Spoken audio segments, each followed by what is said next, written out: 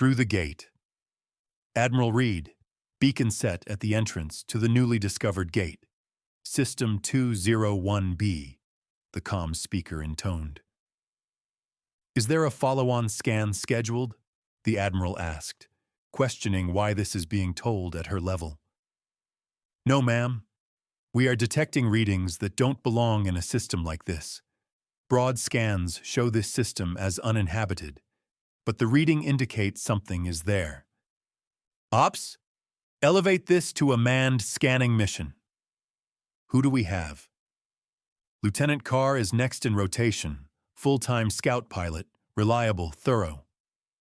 Perfect. Keep the briefing basic. My eyes first read. Protocols flexible. Yes, ma'am, right away. A single small ship is moving through empty space. The dark gray ship, marked with a variety of barely seeable light gray markings and numbers denoting various capabilities, purposes, and access ports. Two insignia of a stylized star surrounded by 14 small circles, clearly visible white against the dark gray hull. The ship slightly flattened, with stubby wings followed by two angled tails over flattened propulsion nozzles, the design indicating both stealth and atmospheric abilities.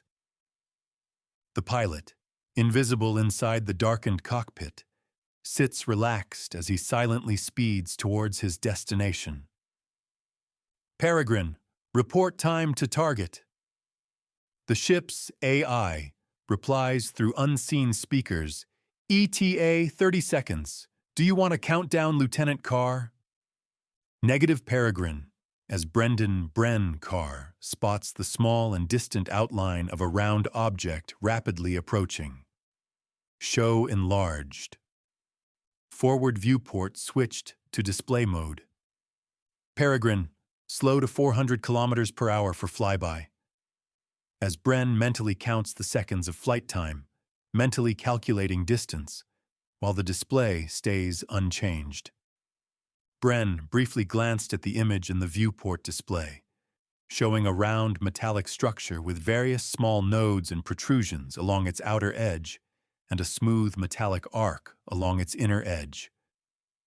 In the center of the circle, the stars were oddly different, as if those stars didn't quite match the pattern of those outside the ring, along with a barely noticeable shimmer that created slight distortion inside the ring.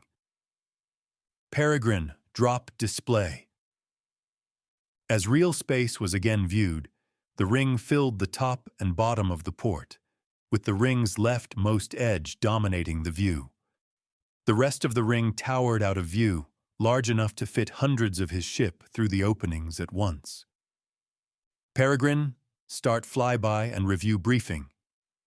As the ship slipped around the leftward arc of the ring, the AI stated clearly, Gate Sector 201B, no name assigned, with destination stable G4 star.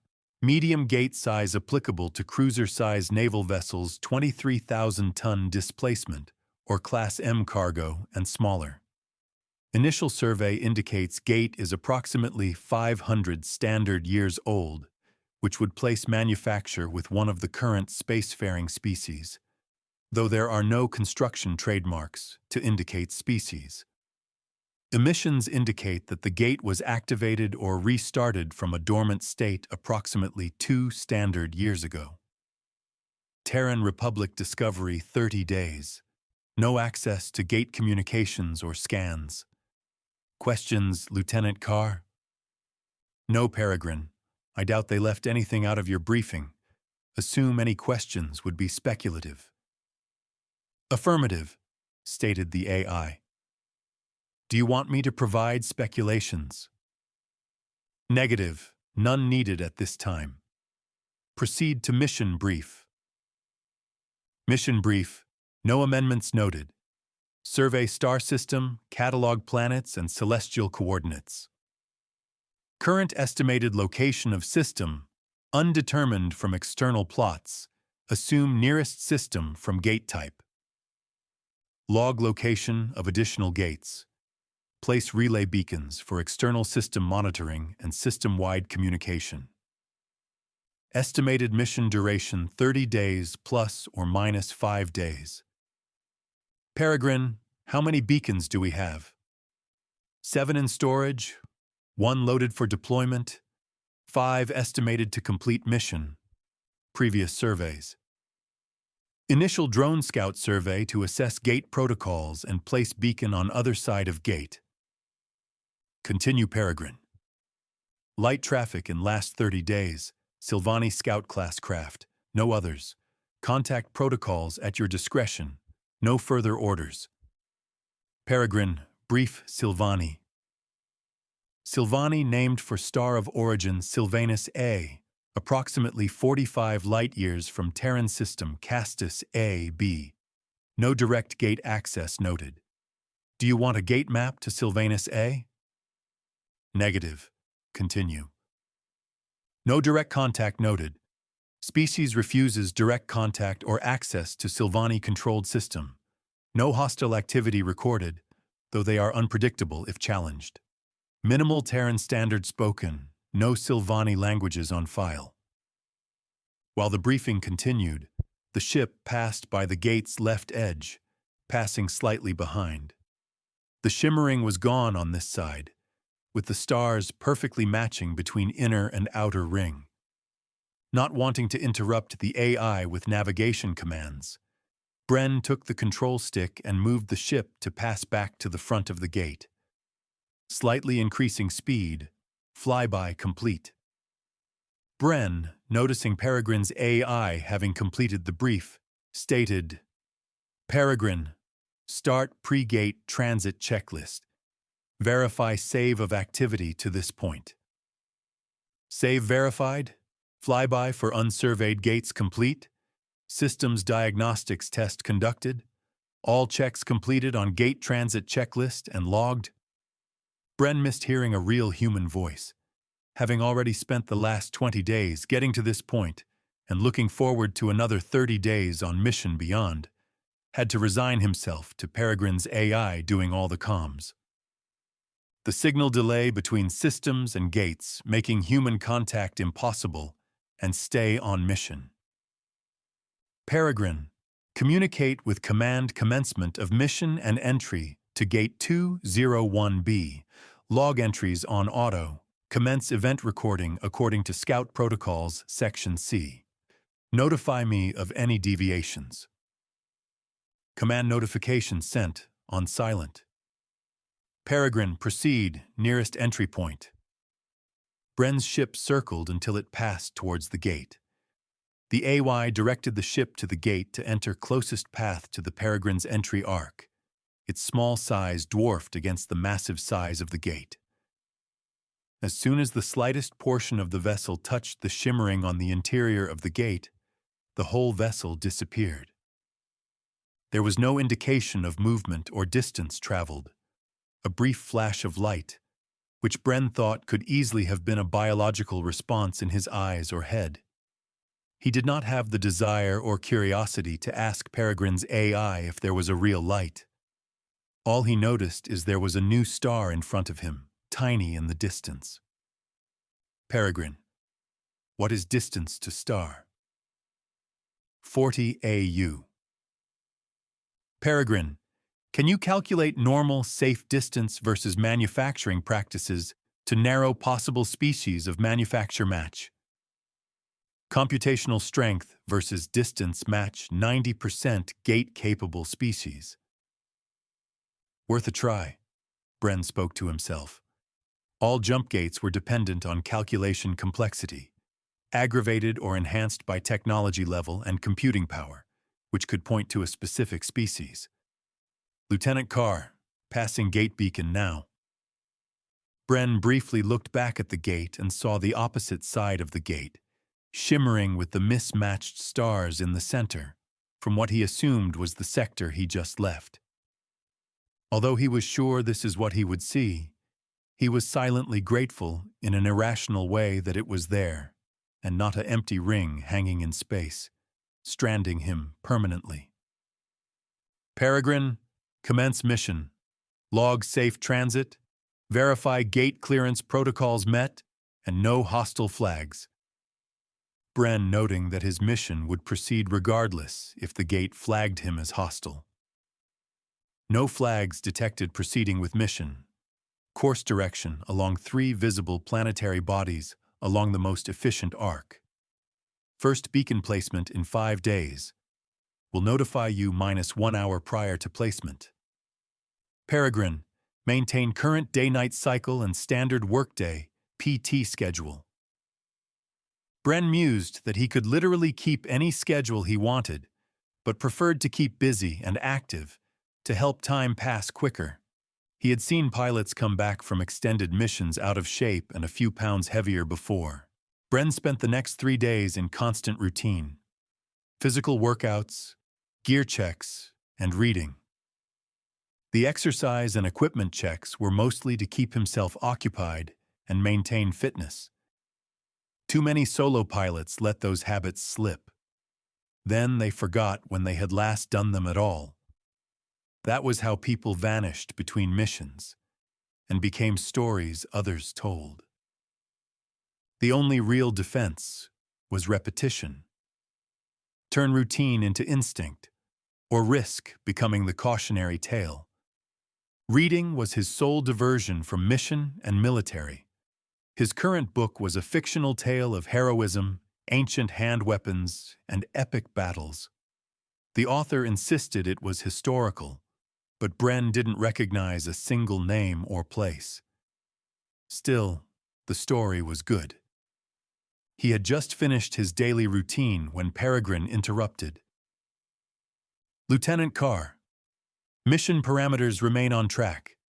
Sensors have collected readings that do not impact mission completion, but fall under standard mission augmentation rules. Would you like an update? He was relieved for something to break the boredom. Proceed. The orbital perturbations of 4 planets confirm at least 12 planets in this system. Planets 4 and 5 lie within the habitable zone and show high similarity to Terran environmental preferences. Interrupting to notify, light pattern analysis of Planet 4 shows indicators of pre-industrial sentient habitation. This system shows high risk of no-contact protocol violation. Bren considered the implications. 2 high-value Terran-compatible planets in the same system. 1 inhabited. Peregrine, add to mission parameters. Maintain current beacon map. Add an additional beacon in Planet 4 geosynchronous orbit. Passive scan and transmission intercept only. Stealth protocols enabled. Monitor for pre-industrial no-contact compliance. Preparing beacon. Peregrine, how does this affect deployment order? The additional beacon becomes first deployment. Original order placed Beacon 1 after planetary sweep. Inner system entry begins in 2 hours. 24 hours available to program and load additional beacon. Does this affect navigation? Slight trajectory deviation. No speed change. Beacon preparation can complete prior to deployment. No assistance required. Proceed? Proceed. Send schematics to my tablet with modifications and steps. I'll review. Affirmative. Peregrine, plot burn and deceleration to reach Planet 4 in 1 day. Adjust gravitational and inertial dampening to maintain comfort limits. Affirmative. The ship surged into acceleration. Gravity compensation lagged a fraction of a second, causing a brief ripple through the deck before stabilizing. The ship did not generate true gravity. Creating a planetary-scale field during flight would be catastrophic. Instead, localized force fields applied pressure within occupied spaces, simulating gravity and countering inertia. Effective, but with limits. Exceed them, and injury followed. Bren knew the limits by memory. He had no desire to become a red smear on a bulkhead. He reviewed the beacon modifications Peregrine was assembling. Understanding improved deployment, it also kept his mind sharp. Then he dimmed the lights, skipped reading, and slept. Bren woke to a yellow console light and a mild alarm. 2 hours early. Peregrine, report early alarm. Lieutenant Carr, sensor anomalies detected. 8% probability of natural occurrence. Detail anomalies. Anomaly 1. Gate entry energy spike consistent with vessel arrival. 6 hours ago, accounting for light speed delay. Earliest possible contact in 24 hours. Energy signature indicates small vessel. Anomaly 2. Atmospheric disturbance on Planet 5. 15% probability of non-natural origin. Possible atmospheric entry or departure. No additional signals present. Bren processed it. A vessel had entered through a gate. Another had interacted with Planet 5. Unrelated, he told himself. Assume unrelated until proven otherwise. Then another thought struck. Peregrine, bearing of Anomaly 1. Latitude 43 north from planetary plane 12 east. Estimated distance 42.2 astronomical units. Bren frowned. That's not the gate we used. Affirmative. He stared at the blinking console in the dark cabin, briefly wishing for a higher-order AI. He sighed. Peregrine, are we in range to deploy the modified beacon for Planet 4? If deployed now, geosynchronous orbit cannot be achieved. 45% of the solar year would have scan blind spots. Calculate earliest optimal deployment. Assume possible contact from Anomaly 1 in 24 hours, -4. Increase scans. Full stealth. Affirmative. And for Anomaly 2, scan for repeat disturbances. Notify immediately. He muttered to himself. Well, things are getting interesting. Lights rose as he left his cabin. He dressed in coveralls and light shoes, grabbed hot tea and a protein bar, then entered the cockpit as the cabin behind dimmed to night mode. He sat, chewing something that tasted like flavored clay. Lieutenant Carr, if we decelerate to 452.2 kilometers per hour, with 45 minutes for safe deceleration, we can sling the beacon into Planet 4 geosynchronous orbit with 99.65% success probability. Decelerate. Deploy when ready. Affirmative. Can the beacon function as a comm relay? Possible. Will compromise stealth. Maintain stealth. Affirmative. Bren finished his tea and ran another manual gear and emergency systems check. He trusted Peregrine, but never completely. Complacency killed pilots. Peregrine, dial back conversational tone. Affirmative. He made a mental note. Recommend a follow-on mission to search for additional system gates. Lieutenant Carr, speed and trajectory achieved. Beacon deployed. Bren looked up. Commence orbital trajectory around Planet 4. Full planetary scan. Maintain stealth. Maintain system-wide traffic scan. Maximum scan efficiency achieved at 18,000 kilometers per hour. 1 full orbital pass in 18 hours. Proceed. Notify me if speed decay exceeds 0.01%. For 18 hours, Bren ate at the console and watched Planet 4 roll beneath him, while Peregrine scanned across spectra invisible to human sight. Peregrine, confirm pre-industrial sentient presence. Assign planets 4 and 5 provisional catalog designations. Queue transmission for when external relay available. Affirmative. Bren dozed in the pilot chair. Then alarms. Vessel incoming at high speed. Match speed. Set course for high orbit Planet 5. Display standard HUD at 25%. A three-dimensional hologram bloomed above the console, trajectory data overlaying a faint contact trace. Place weapons online if they go hot. Belt me in. Harnesses locked over shoulders and waist. Damper fields tightened. Invisible dense pressure settling over him.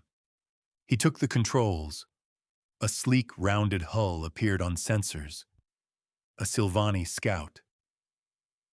Monitor for communications. Silence.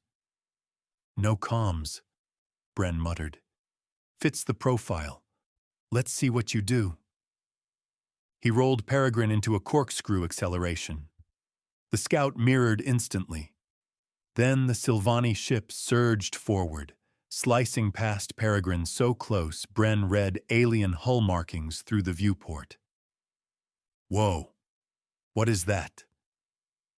He matched pursuit, using high G breathing as acceleration pressed him down. Peregrine, acceleration reserve and G-load. 6% acceleration reserve, 24 G to hull, 8 G internal with dampers. After seconds, not minutes, the Silvani Scout decelerated, settling into orbit over Planet 5. Then the ship tilted and flicked its rear control surfaces in a brief, deliberate motion, a tail wag. Bren blinked. I think they just gave me a tail wag. He matched orbit, adrenaline still racing. Peregrine, he said, half amused, half alert. I think that was the spaceship equivalent of, what's your intent? What are your capabilities? And follow me. Crash. Bren fell in behind the Silvani Scout, circling top to bottom, left and right, scanning the vessel. Peregrine continued to monitor. Affirmative. Bren, absently talking to himself and to Peregrine for log purposes, not expecting replies at the current AI interaction levels. Drive? Single nozzle? Possibly some type of ion drive. Similar to electrodynamic, but gas-fed. No external ship-to-ship airlock. Standard docking hatch only. Peregrine, assess comms situation and vessel observation. Confirm vessel description. Add ion thruster configuration. Comms. Bren noticed the blinking light on the console. AI activity without resolution. He sighed. Peregrine, describe previous communications with Silvani. Silvani do not answer hails. Confirmed limited Terran standard use through monitored station traffic. No translation available for Silvani dialects. Peregrine, play clip on file. A distorted voice filled the cabin. Solace Station. Marin Shai request clearance. Marin Doron Kethel. It meant nothing to Bren. Only that Terran words were embedded inside something else. He did recognize Solace Station, though. Mixed species neutral station and sector. 2 jumps from the sector we entered this one from. Bren shrugged. Let's try. Peregrine, open comms on frequency matching sample clip. Affirmative. Comms open. Bren spoke carefully. Marin Shai. This is Terran Republic Navy scout vessel Peregrine. State intention. Silence. 10 seconds passed. The Silvani ship continued steady descent toward the 5th planet. Then a voice, accented, female by human tone. Terran scout. Follow. Bren sat forward sharply. Following. Peregrine, close comms. Analyze response. The AI remained blinking. Shit, Bren muttered. I don't know what I like less. Friendly, deceptive AI or that blinking light.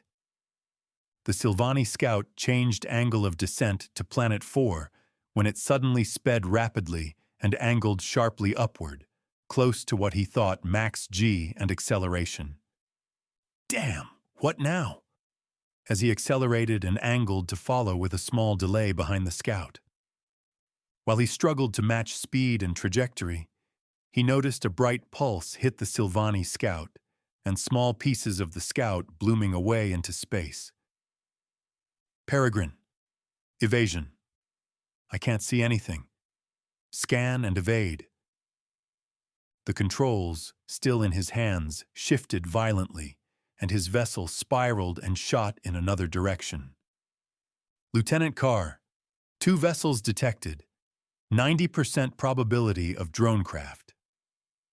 Status of Silvani. Hit, vessel at 90%. Peregrine, HUD up combat display, charge weapons. Affirmative. The HUD appeared on the console with 2 red blips showing on the area scan. One blip was following the Silvani, the other on his tail. She will have to take care of herself for now. Peregrine lock and fire, center mass. The drone fired at the same time as Peregrine. Peregrine's plasma bolt hit the drone's center mass, and it was gone. Simultaneously, the drone's bolt hit the Peregrine, and it went dark.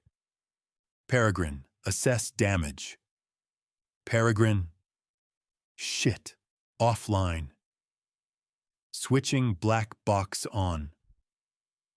The black box had its own power source, so at least his last moments would be recorded. He opened a panel on the console and pulled a switch, Bren speaking aloud. Going to manual. He quickly scanned the now glowing gauges to assess his situation. Engines offline, computer offline, thrusters available on battery power, batteries at 100%, all habitability functions offline, O2 estimate 2 hours. Peregrine, damn, maintaining speed, rate of decay. He looked at his speed display, showing a slow loss of speed. Doing quick math in his head. 10% decay, we must already be in the upper atmosphere. He looked around through the viewport for the other drone. No sensors or HUD to assist. He spotted the red glow of the drone's propulsion against the blue of the Silvani Scout ahead of it. Drone has acquired the Silvani Scout, following with available speed.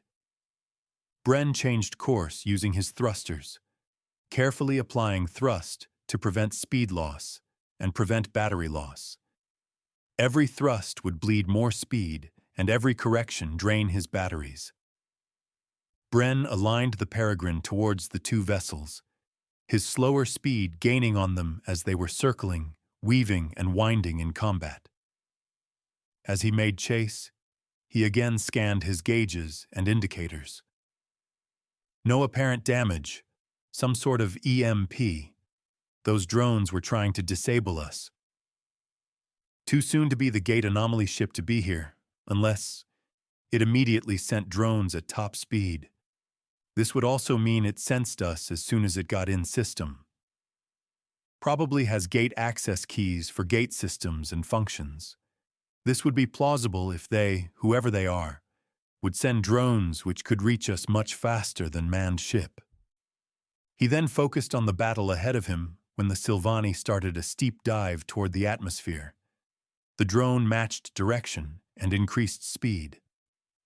Bren suspected the Silvani was going to try and get the drone into a too steep and fast descent and bounce it off the atmosphere. The Silvani started to level off as the leading edge of the hull, and wings started to glow red. The drone did not change attack angle and took a shot on the Silvani. The drone shot a silvered bolt and hit the Silvani midship, and everything went dark. Silvani ship hit with EMP, systems offline, bleeding speed, and entering the atmosphere following trajectory, he said aloud for the black box. Meanwhile, the drone shot by at full dive speed at a nearly vertical angle. Its hull rapidly glowed red, then yellow, then white. It glanced sideways in a elliptical arc downwards, shattering into 1,000 pieces, bouncing off the suddenly too thick atmosphere for its speed and angle. Yes, she got it. But she's dark. As Bren followed, he noticed that the Silvani might not make it at her current trajectory, not knowing how much control she would have. Looking at his own controls. Well, thrusters won't work in atmosphere, so we are now a glider.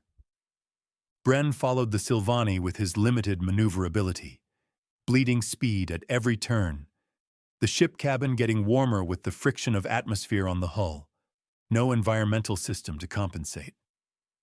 The Silvani also created movement patterns to bleed speed in the atmosphere, but appeared to have a destination in mind. Bren followed. They descended for hours of careful maneuvering, and having dropped enough altitude and velocity, they could now see recognizable landmarks on the terrain below. They were approaching a wide open plain with scattered pockets of trees and thin rivers snaking along the landscape.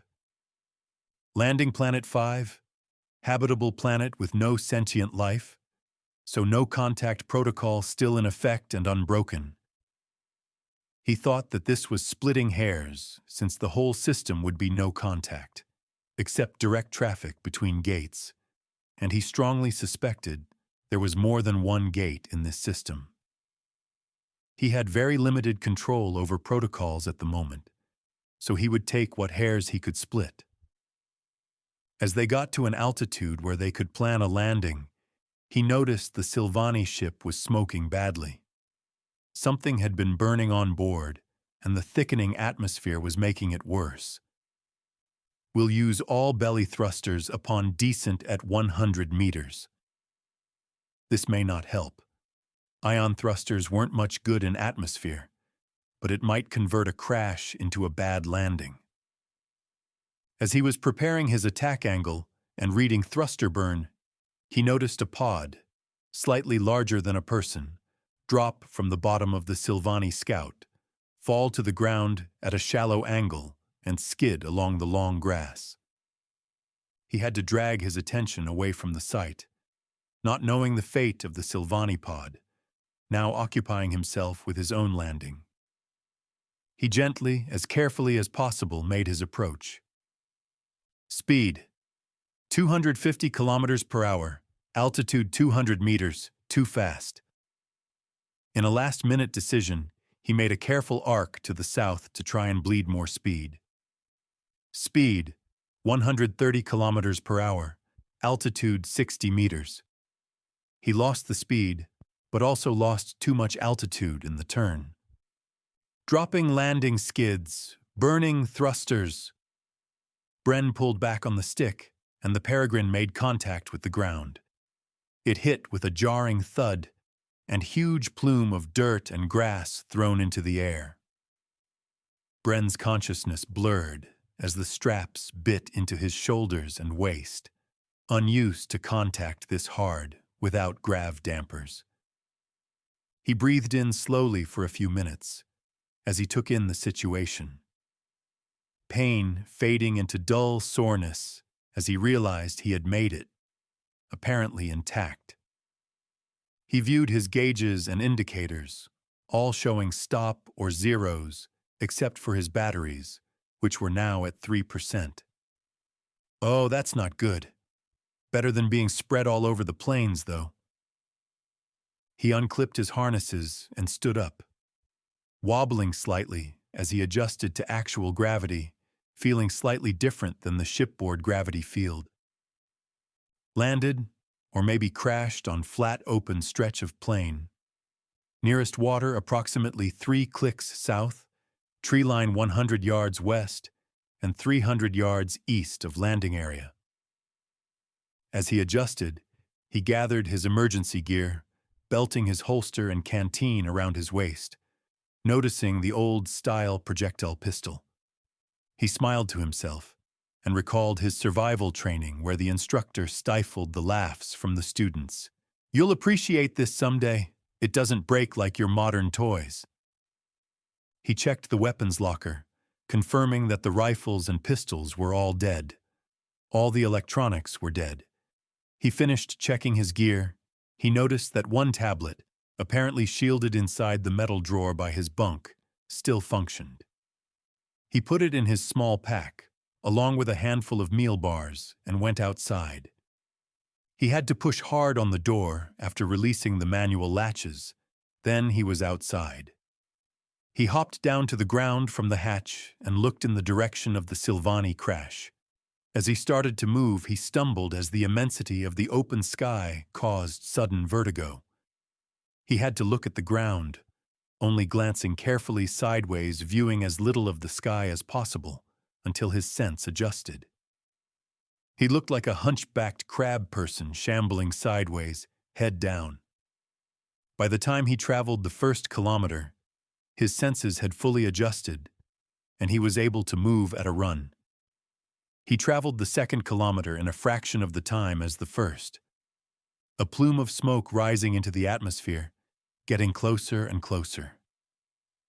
He came to the top of a small hill, and sooner than he expected, he saw the Silvani's pod only 50 yards away, protruding vertically halfway buried in the ground, in the distance behind the plume of smoke from the crash still burning.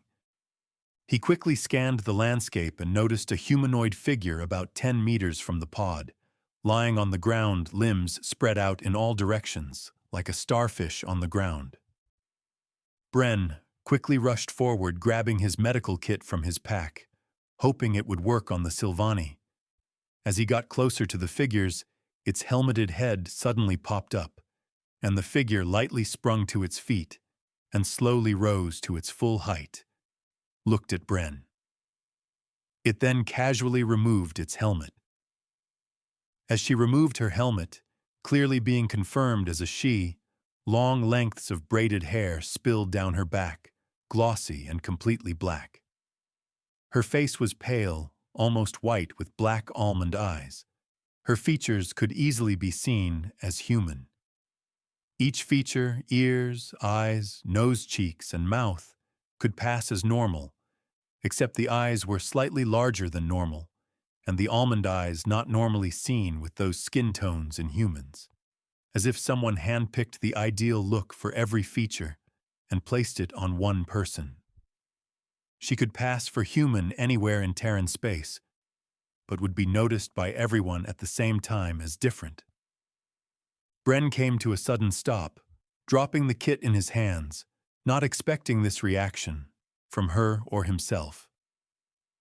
"Are you okay?" She replied calmly, with one arched eyebrow in the accented Terran he heard before, "Just pondering my life choices." Tilting her head slightly and looking at the kit on the ground, and then at Bren. "Are you okay?"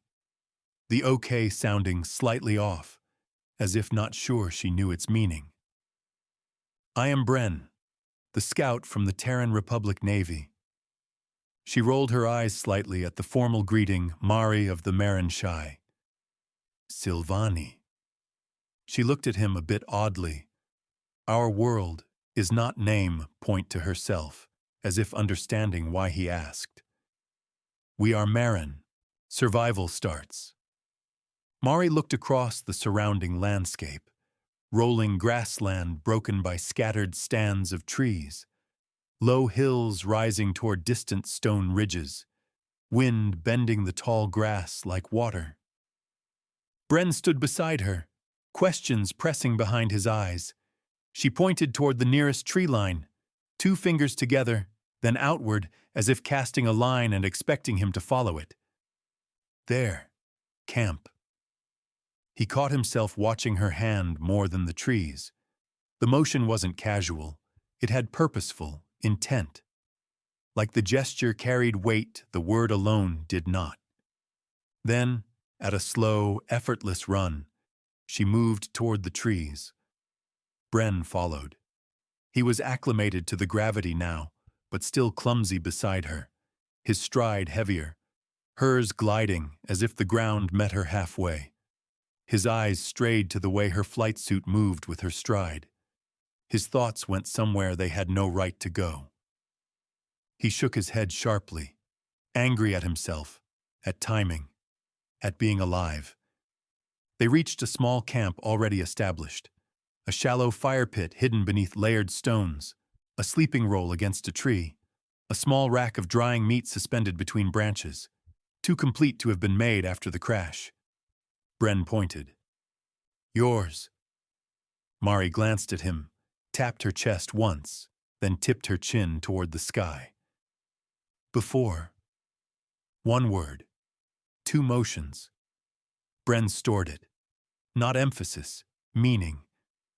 Something about the camp felt older than the crash, older than necessity.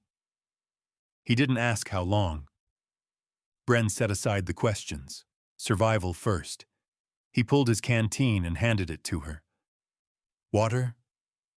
Mari unscrewed the cap, smelled the contents, then took a sip. Then a longer drink. Her shoulders eased a fraction. A brief smile, controlled, chosen. Bren handed her a meal bar. Food? She sniffed it, nibbled delicately, and grimaced, then flicked two fingers downward and away. Rejection, like discarding something unclean. Frecht. She returned it. Bren bit into it anyway. Tasteless. Efficient. He swallowed. Mari reached into a pouch, pulled out dried meat, took a bite and tossed another piece to Bren. Food. He tasted it. Smoky, rich, real. Good. Mari watched him chew, then allowed a small nod. Approval, not praise. Bren realized he hadn't eaten real food since Planet 4 scan. He didn't mention it. Bren noticed her teeth, human-like, with slightly longer canines. Sharp, elegant, unsettling. He looked away before his mind wandered further. Then he pointed east. Ship! Mari nodded once, downward, final. She stepped out of her flight suit.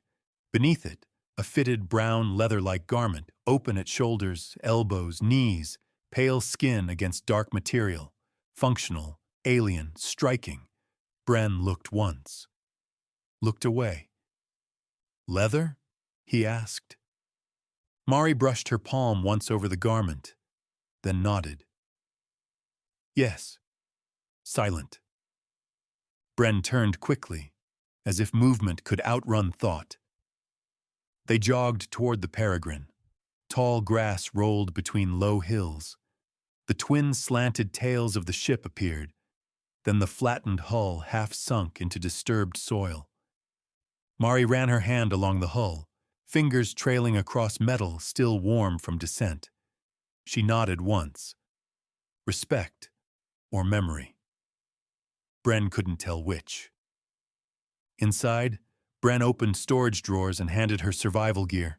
Pack, knife, canteen. She accepted each, integrating them without hesitation. When he offered food bars, she repeated the same two-finger drop. No words needed. When he handed her the pistol, he showed safety, slide, magazine. She repeated the steps perfectly, aimed at the bulkhead, nodded, and holstered it. Efficient. No wasted motion. Mari, Bren began. She turned, fully, attention given like a tool. Those drones. Kresh, she corrected. Kresh, Bren continued. They entered the system about a day before we met. Different gate. They attacked fast. Mari nodded, unsurprised. Bren explained the anomalies, the attack, the EMP, the timeline. Mari listened without interruption. No visible reaction. Only her eyes tracking him with precise attention, marking what mattered. Then she said simply, Kresh, take time to search. She pointed at the ship, two fingers, then a downward slice. Hide peregrine, tomorrow.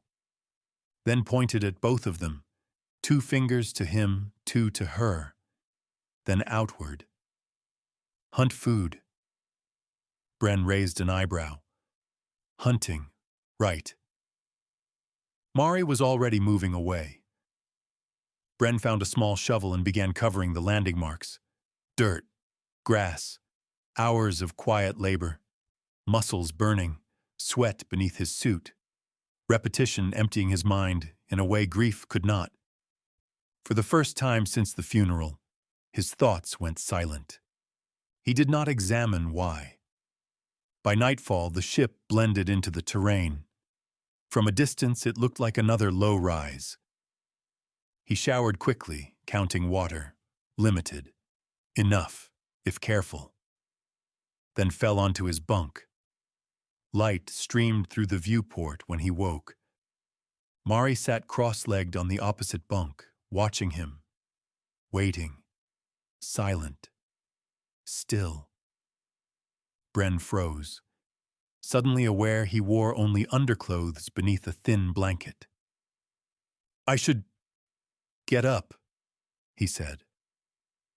Mari nodded, then deliberately looked away, eyes traveling to a loose strap, a latch, anything except him. Courtesy performed with almost excessive precision. "Oh, we're shy." She walked out to the cockpit. Bren dressed quickly and joined her, bringing 2 cups of tea. "Here." Mari sniffed it, sipped, then drank eagerly. "Good." Bren nodded toward the horizon. "The Kresh, what are they?" Mari's expression hardened. Not anger, alignment. A memory settling behind her eyes. "They came 2 years ago. Took Marin Shai, Marin Tal, Marin Wrath." "Slaves." Bren repeated the names softly, anchoring them. Mari held up 3 fingers, tapping each with her other hand. "Marin tribes." She pointed to herself. "Marin Shai." Then to empty air beside her. "Marin Tal, Marin Wrath. The Wrath are..." She paused. "Frecht." Bren blinked. Bad taste? Mari made a crude rearward gesture. Bren recoiled, then understood. Mari nodded firmly. "Yes. That." Bren exhaled a short laugh. He didn't plan. "Efficient language." Mari smiled, small, knowing. "Efficient people." The laughter that followed surprised them both. It died quickly, but it existed.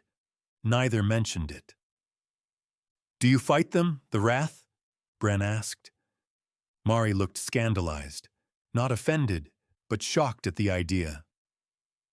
"Marin do not fight Marin. We duel. Argue. Never war." She took Bren's tablet and drew a spiked reptilian figure. "Kresh."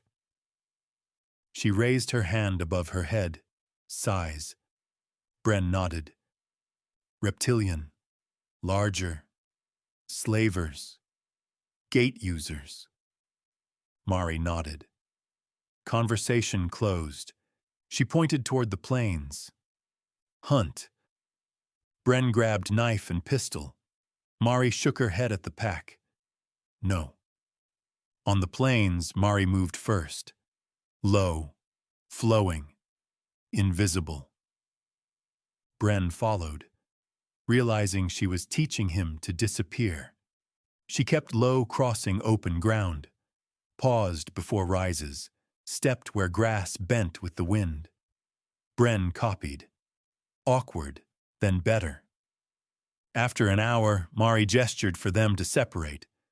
Ahead, 6-legged grazing animals moved through the grass, constantly scanning. Mari vanished into brush. Bren circled wide. Minutes passed. Wind. Grass. Bren stood to look for her.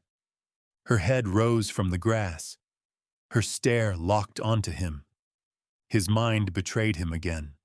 Her face, her eyes, the stillness of her presence. Mari's expression sharpened. 2 fingers to her eyes, 2 to him, 2 toward the animals. Focus.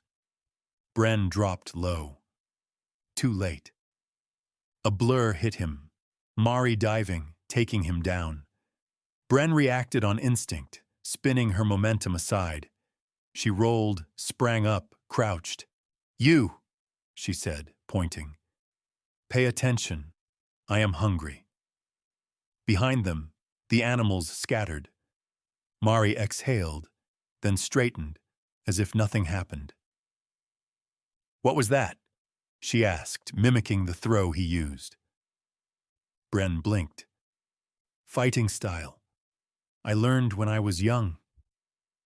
Mari stared, expectant. Bren showed her the grip and movements that he did on here, this time slowly, without throwing her this time. "You teach," she said. "I teach hunting and Marin?" "Deal," Bren said. Mari pointed toward the ship. "Hide Peregrine." Weeks passed. Routine formed. Mari arrived each morning. They hunted. They trained. They spoke Marin, her verbal language, and Chia, the no-verbal, her clan language, which eventually became their primary speech.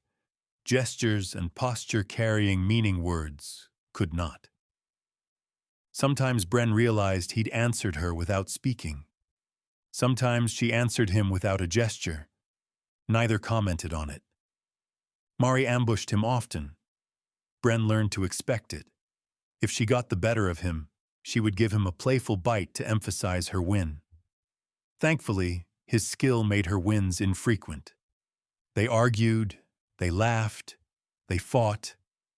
Then calm returned. Mari moved her belongings into the ship and slept in the second bunk. Bren stopped noticing when his chest tightened around her presence. He told himself it was habit.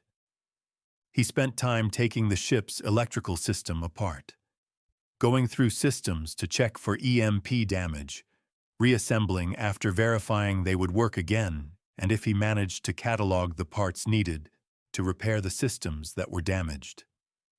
Engines working no power. Shields no power. Power core damaged.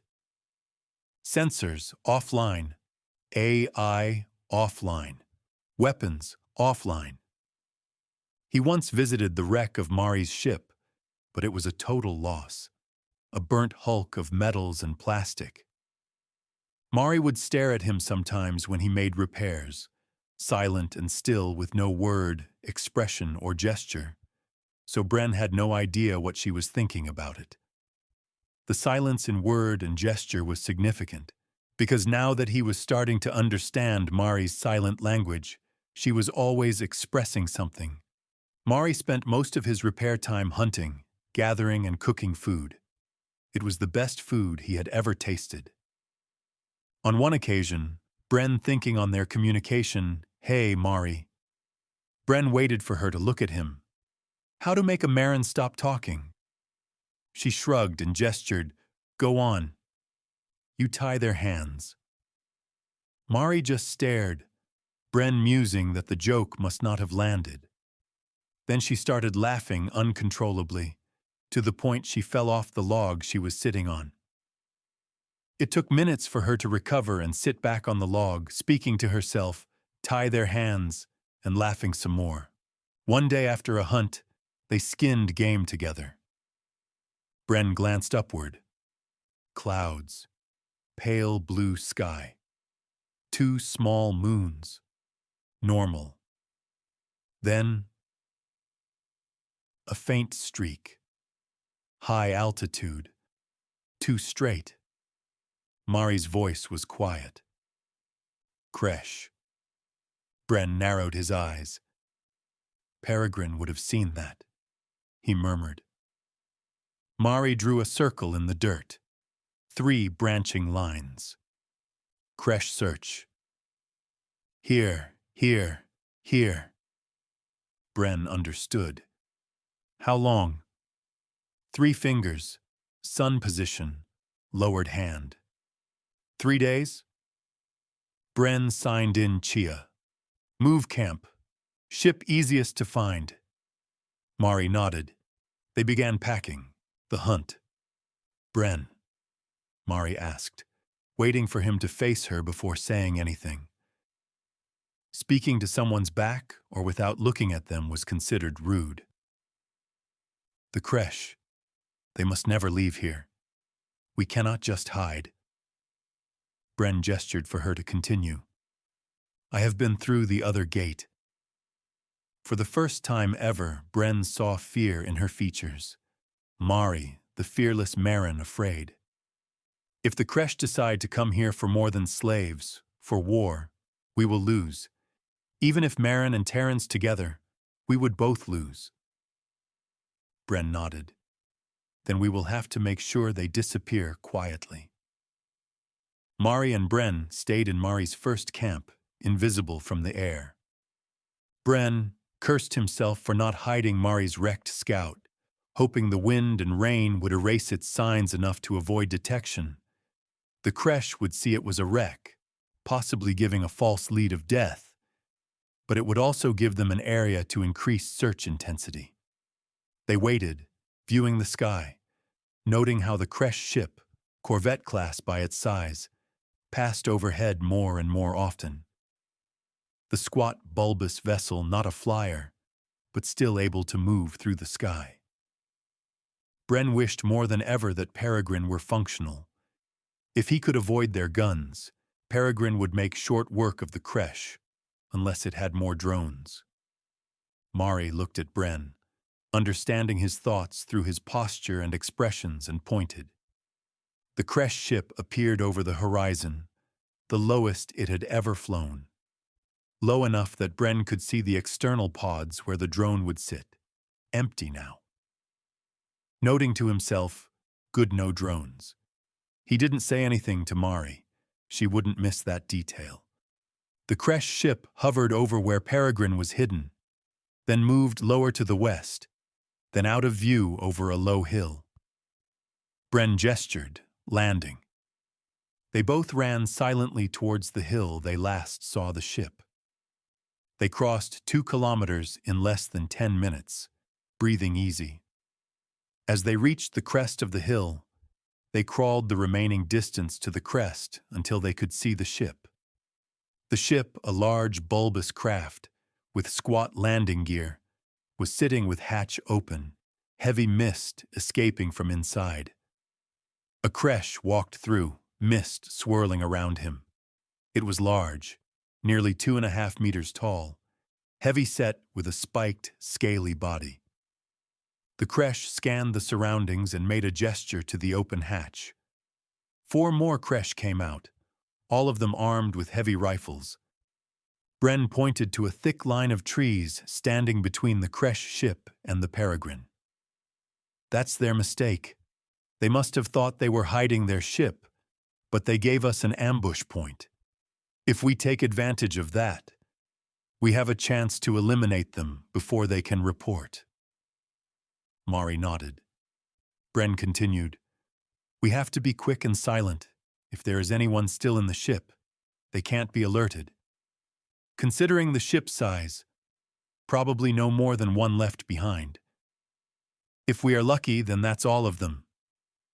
Mari replied without emotion, There is no luck. They both rose quickly and silently, made their way to the tree line. The Kresh moved slowly through the grass, so Bren and Mari had time to prepare. The Kresh slow movement seemed out of place for such a formidable enemy, but they would take it. Mari and Bren quickly prepared 5 ways to die for the 5 Kresh slowly approaching. Mari, thinking as if she were a spacer, picked a game path, a natural place for someone not planet-bound to want to walk and the easiest path to the wood. Bren and Mari placed round stones, loose and ready to fall on a downward stretch of path. They made it wide enough in case the Kresh did not follow the path exactly. Perhaps they would get more than one. Farther into the woods, they took a natural culvert and covered it with branches and leaves, trying to make it look natural. So if they got a Kresh, the others wouldn't suspect it as a trap, just a dangerous natural occurrence. The last trap they had time for could look like a trap, since it wouldn't matter at this point.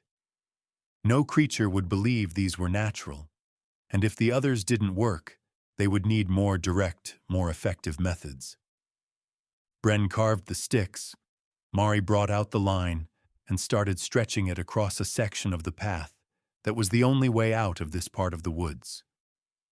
If the Kresh lost enough people at this point, their instinct would be to return to their ship, so any missed traps may get a second chance. The trap used sticks in a figure 4 pattern. The slightest movement would collapse the sticks, releasing the line and dropping a suspended log onto the Kresh below. Mari hid the rope on the path with leaves. The suspended log looked like one great tree leaning against another. The log was the largest the two of them were capable of moving. Mari and Bren hid in the brush by the first trap to watch their handiwork, Mari making her knife into a spear. Bren leaving his as is, not wanting to commit both knives this way. The first Kresh came down the game path as predicted. The Kresh in the lead lumbered over the loose rocks, not seeing anything but grass. The rocks, chosen to roll easily, rolled under the Kresh's 3-clawed foot. The lumbering Kresh rolled forward hard, the angle of the downward trail sending him tumbling 15 meters, ending with a loud crack of broken bone. Mari signed, "Not fatal. We get him later." Bren nodded.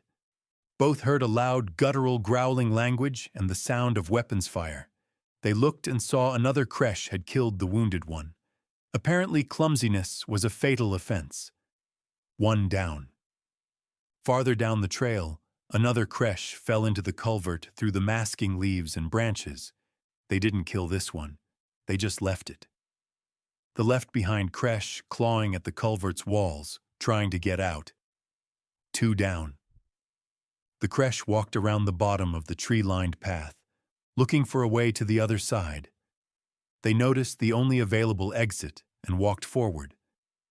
They had bunched together slightly, so when the first Kresh hit the rope, collapsing the figure 4, the log hit him squarely in the chest with a loud crack, and the Kresh dropped limply.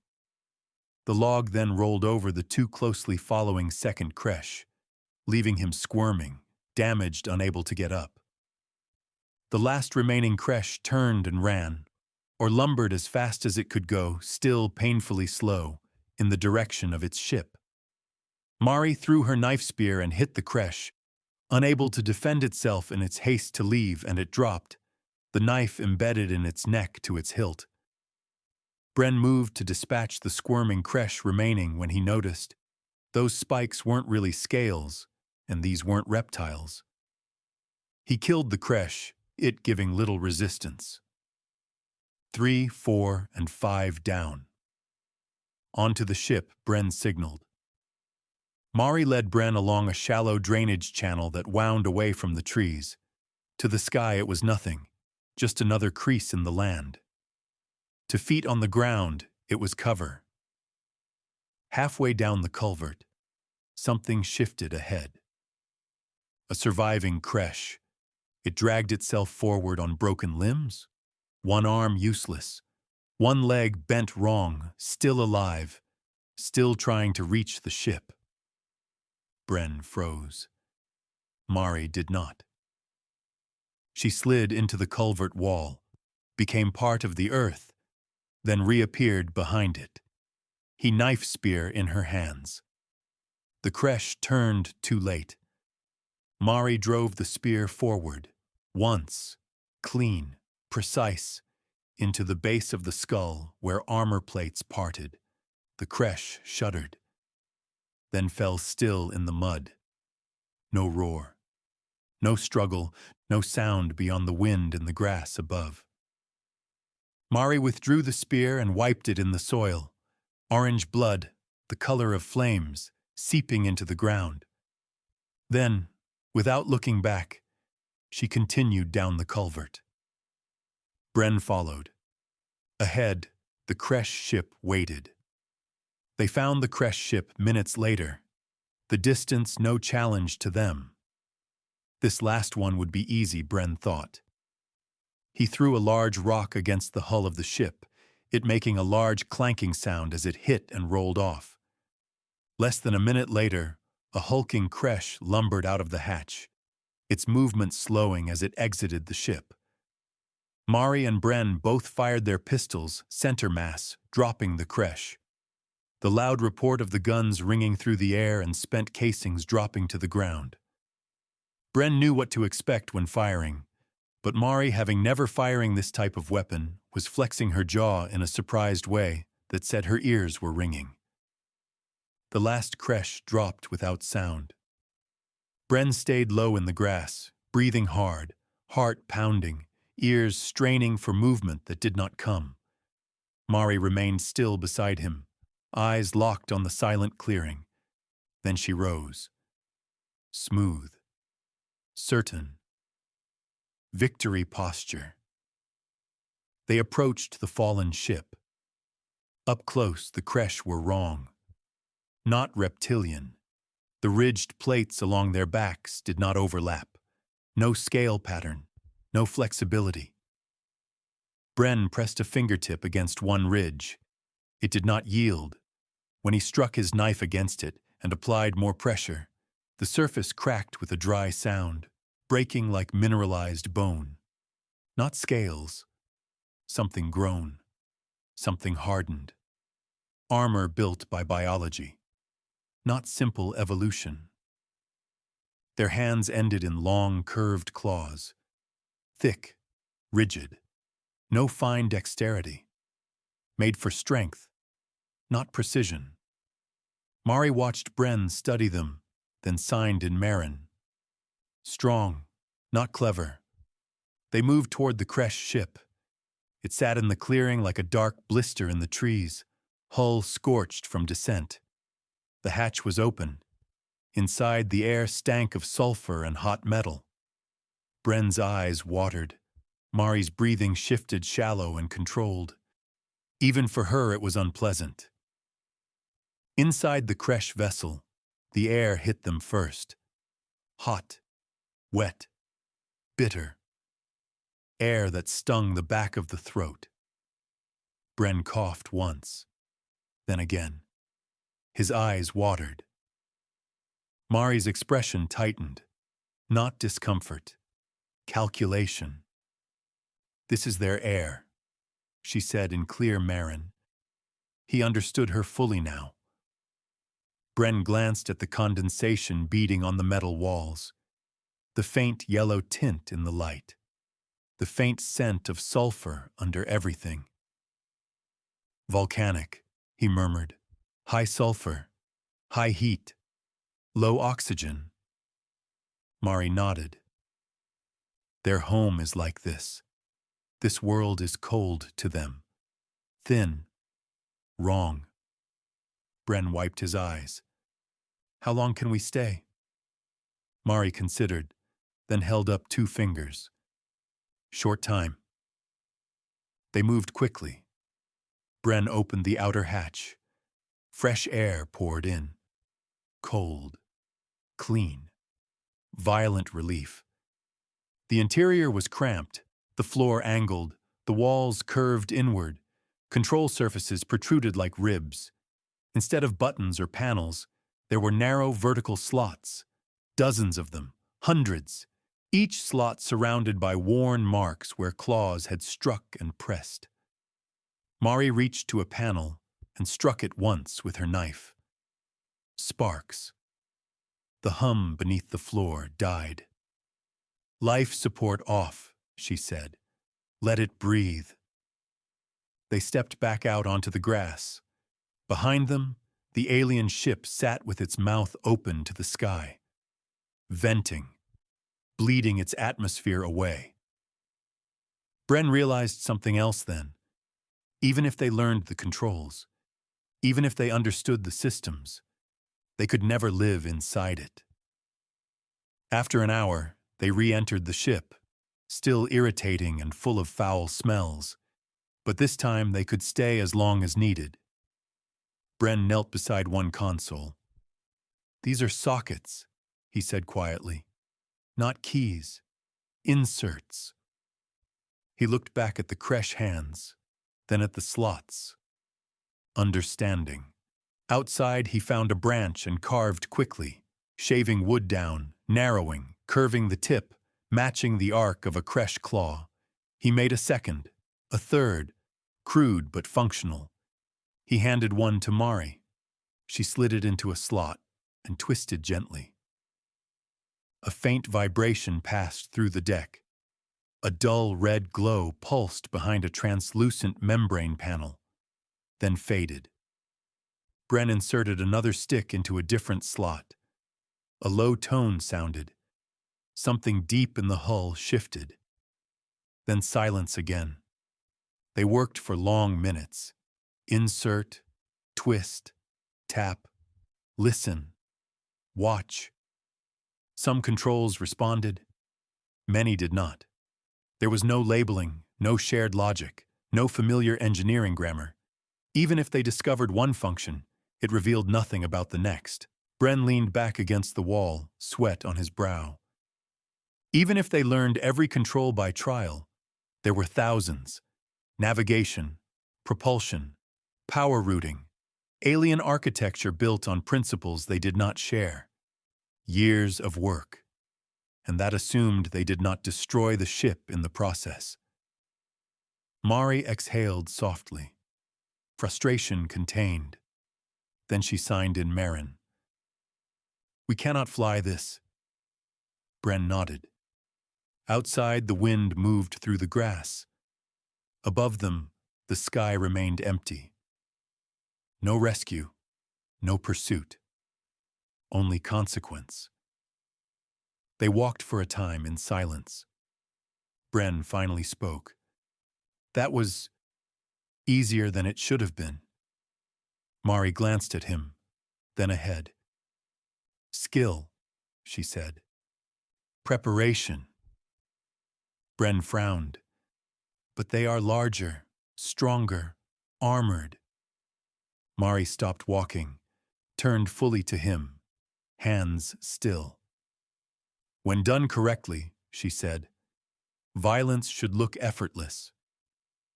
She resumed walking. Bren watched her for a long moment, then followed. He did not argue. He understood. Peregrine reborn. Bren returned to the Kresh ship at first light. The plane was quiet in that particular way it had learned after violence. Grass standing again. Wind pretending nothing had ever bled here. At the culvert, the soil still held the stain. Bright orange. Too vivid against the green. Too foreign. Bren knelt, touched the edge with a gloved fingertip, and pulled back. Not instantly dangerous, but patient, corrosive in time. A reminder that what had died here had never belonged. He stood and walked on. The Kresh vessel waited where they had left it, half sunk into the plain like a predator that had failed to bury itself. The hatch remained open. Heat shimmered around it, refusing to match the morning air. Bren sealed his mask and stepped inside. Hot, wet, bitter. Sulfur lived in the metal. He wasted no motion. Peregrine's toolkit hung from his belt, real tools, Terran tools, designed for ships that expected to be repaired by human hands. Panels came free under practiced pressure. No guessing, no improvising, just engineering. He didn't need to read Kresh markings to find what mattered, looking for anything that followed the same logic. Redundancy, isolation, shielding, power branches that refused to fail quietly. He traced those branches. Then he killed them. Some cuts were clean, surgical, disconnects that left no easy sign of tampering. Others were deliberate violence. Conduits severed, resonant housings shattered, signal nodes crushed beneath his tool until the casings split like bone. When he finished, the Kresh ship was blind, mute, deaf. No whispers out, no waking signal in. A corpse of a ship. Only then did he begin stripping what could keep Peregrine alive. The Kresh built like living things, dense, grown structures instead of modular components. Not meant for repair, not meant for outsiders. Bren worked patiently, dismantling only what could translate across species. Power relays, conductors, storage lattices, charge regulators. The boring parts, the universal parts. Power was power. Geometry changed. Principles did not. When he found the power core, he stopped. It was compact, contained, built to run hotter than any Terran reactor would tolerate. Efficient, brutal, perfect. Bren smiled without meaning to. Of course, he murmured. You're the heart. Electrical power did not care who built it. He extracted the core carefully, respectfully. Not for the Kresh, for the danger of the thing itself. He left the hatch open as he worked. Let the remaining Kresh air bleed out. Let the ship stay empty. Each time his chest tightened, he stepped outside into the clean wind of the plane and remembered what breathing should feel like. By the time he carried the core back across the grass, his shoulders ached and the sun was high. Behind him, the Kresh ship sat open-mouthed and silent. Gone, in every way that mattered. Peregrine lay camouflaged in the middle of the plain, not hidden by forest, hidden by emptiness. A ship in the best landing strip possible, and yet nothing above would notice it. Dirt, grass, and debris scattered back into natural disorder. A place too ordinary to mark, their weeks of survival growing its disturbance back to invisibility. Bren climbed inside and set the salvaged parts on the deck. Mari was already there. She looked up from where she had been sharpening a blade. Her leathers fit as they always had. Quiet, warm, alive with movement. No armor, no costume, simply her. Bren set the power core down. I made their ship disappear, he said. Mari studied his face, then nodded once. Approval. And I found something better. He touched the core. Power. I can splice this into Peregrine. Not perfectly, but enough. Mari's eyes sharpened. Enough to fly? Enough to leave? She considered this, then said simply, Then we leave. Bren exhaled slowly. The sensors will work again. For us.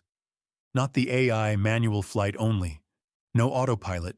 No rest unless someone else flies. Mari absorbed the implication without hesitation. 12 hours, she said. You, then me. Bren nodded. Port and starboard. Mari's lips curved faintly. Terran traditions are strange. They keep ships alive, Bren replied. Then we keep the tradition. No drama, just agreement between survivors. Months passed. The seasons shifted gently. Mild rains, warm winds, fields changing color without cruelty. Bren rebuilt Peregrine piece by piece. Life support steady, reactor stable, manual control restored. Sensors feeding only the cockpit, not the AI. The Peregrine AI returned as they left the fifth planet a week later. No more reasons to delay. Welcome back, Peregrine. AI light blinking. Peregrine raise conversation level. Affirmative LT Car, good to be back. Peregrine, we have Marin Shai Mari here.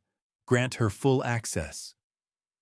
Lieutenant Carr, that is against regulation to grant access to a foreign national. Peregrine, do it anyway, and you can log the warning and breach of regulation. Lieutenant Carr, access granted to Marin Shai Mari. Mari, prior to leaving, had cleared one of the storage lockers and filled it with fresh meat, gathered fruits, vegetables, and herbs. Bren made a makeshift stove from the electrical parts and made a pan to cook with. The vessel's processor incapable of dealing with fresh ingredients. Peregrine Whir are currently in upper orbit around the fifth planet, provide trajectory towards the gate, compensate for manual flight. Lieutenant Carr, path downloaded to the HUD, provide direction, speed, and coordinates, and I will update the HUD. Mari was fascinated with the AI and always turned up the conversation level and made it her goal to tease the AI or try and confuse it. Bren had to turn it down when his shift started. He had no interest in a chatty AI.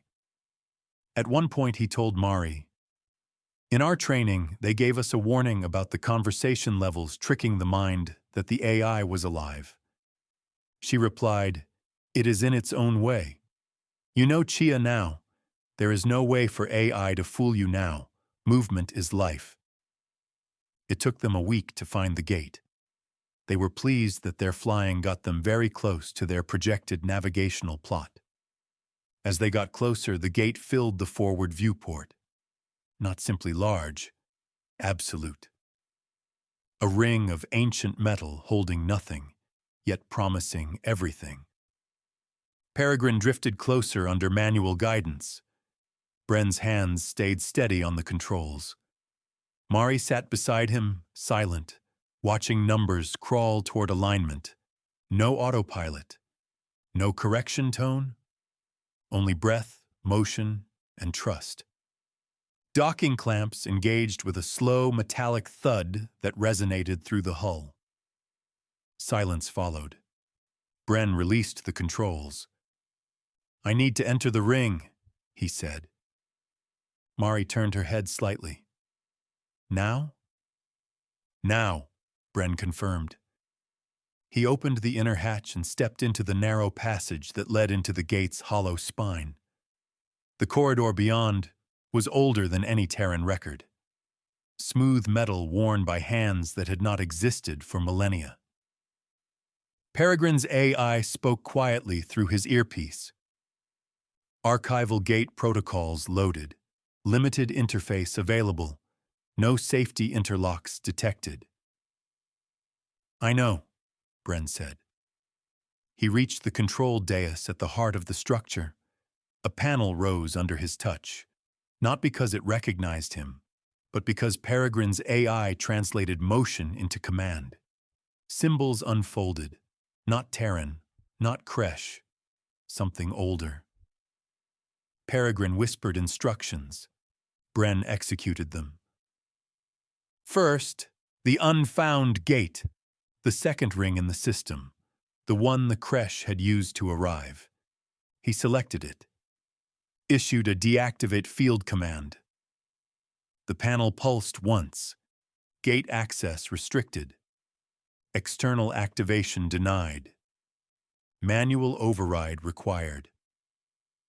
Bren put in the codes found on the Kresh ship. Gate field disabled. Not destroyed, not permanent. But closed to everyone in that direction. Only with the codes can it be reactivated. He changed the codes to a new code. It would take years for the Kresh to get past the deactivation, maybe never. At the very least, it will buy everyone on this side some time. Next. Classification. Kresh vessel registry recovered from their ship's data core. Flagged as hostile species. Accepted. Then ownership. Gate jurisdiction. Now claimed. Bren entered 2 authority codes. Terran Republic Fleet Sovereign Claim. and beneath it, a second line. Marin Tribal Authority Recognition. The system accepted both. Joint stewardship recorded. 2 species, 1 threshold. Lastly, system scan. The gate unfolded its augmented perception across the system, far beyond Peregrine's blind sensors. 2 red signals appeared, orbiting a volcanic world deeper in system. Faint, limited, alive. Kresh. Not gone, contained, for now. Bren exhaled once, slow and steady. Then he stepped away from the panel. None of this had taken more than minutes. None of it could be done quietly again. Mari did not know. No one yet knew. But the future had just shifted. He returned to Peregrine's cockpit. Mari looked up as he entered, searched his face. "Done?" she asked. Bren nodded. "Yes." She accepted the answer, because trust had already been built the hard way. Bren undocked Peregrine, and they passed through the gate. Once through the gate, Mari almost completely withdrew and went quiet, not speaking, no overt gestures. It wasn't a punishment. Bren could tell that. It was as if the coming end of their shared adventure was more than she could handle. A voice cut through the cockpit. Unidentified vessel at passing the gate. Transponder signature. Peregrine. Registry confirms Pilot Officer Bren Carr. Call sign Aaron. This is Terran Fleet Command Station Halberd. Identify your status. Bren touched transmit. This is Lieutenant Bren Carr. Peregrine went missing during mission. Bren, though, to himself, how long he had been gone, approximately 9 months ago. I am requesting immediate diplomatic contact before debrief or custody. I carry a non-hostile alien passenger under my protection. Static. Muted consultation. Then, request acknowledged. They were back into Terran space. Bren's hands moved again. Calm. Certain. He did not aim toward Terran fleet anchorage. He turned toward the outer neutral lattice. Mari watched the shift, said nothing. A Terran voice cut in. Peregrine, adjust course. Proceed to Halberd for docking. Bren's thumb tapped transmit. Negative, Halberd. I am diverting to neutral station Solace for diplomatic deliberation under Gate Accord Article 17. Silence. Then a sharper tone. Lieutenant Carr, that is against fleet regulation. I am aware, Bren said. State your justification. Bren glanced sideways at Mari, then forward again. I am carrying a sovereign representative of a newly contacted species. I will not deliver her directly into military custody without neutral mediation.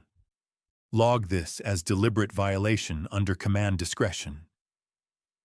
Another long silence. Then, understood, Carr. Your actions are logged. Proceed at own risk. The channel closed. Bren leaned back slightly. His career was over, his rank meaningless, his future rewritten. He did not look away from the controls. Mari had not moved. Her hands were folded, posture perfect, expression closed. Bren turned to her. Mari. She looked at him slowly, carefully, as though bracing for something she did not want but could not avoid. Your people will be here, Bren said softly. Marin structure, councils, tribes, family lines. Mari's jaw tightened. He saw it then. Not anger, not defiance, fear, not of danger, of belonging. Bren stood and opened his arms. No words, no persuasion, just an invitation. Mari moved instantly. The distance between them was long. It meant nothing to her. She moved in the fraction of a heartbeat, leaping lightly, soundlessly, arms wrapping around him with a strength that did not need to prove itself. He caught her without hesitation, as though he had always known he would. Her forehead pressed against his shoulder.